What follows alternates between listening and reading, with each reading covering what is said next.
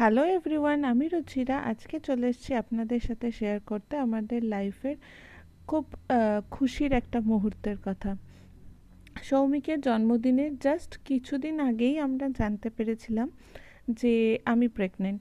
তো সেটা জানতে পারার সাথে সাথে স্বাভাবিক আমাদের দুজনেরই এই বিষয়ে কোনো রকম কোনো অভিজ্ঞতা ছিল না, তাই একটু প্যানিক হয়ে গিয়েই আমরা চলে এসেছিলাম বাড়িতে। এবং ডাক্তার দেখানো, বাড়ি বলতে শেওড়াফুলিতে, সৌমিকের কর্মসূত্রে আমরা মেদিনীপুরে থাকতাম। তো সেখান থেকে এখানে চলে আসি এবং ডাক্তার দেখানো স্টার্ট হয়। তো ডাক্তার বলে যে এখানে থেকে গেলেই ভালো হয়, তাই জন্য এবছর আর জন্মদিনটা একসাথে পালন করা হয়নি।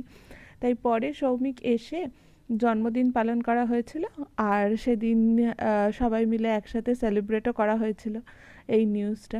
সত্যি বলতে আমরা খুব বেশি নার্ভাসও ছিলাম আর এক্সাইটেডও ছিলাম এই নিউজটা জানতে পেরে। খুব শীঘ্রই একটি বড় ভিডিওর মাধ্যমে আপনাদের সাথে পুরো গল্পটা শেয়ার করছি।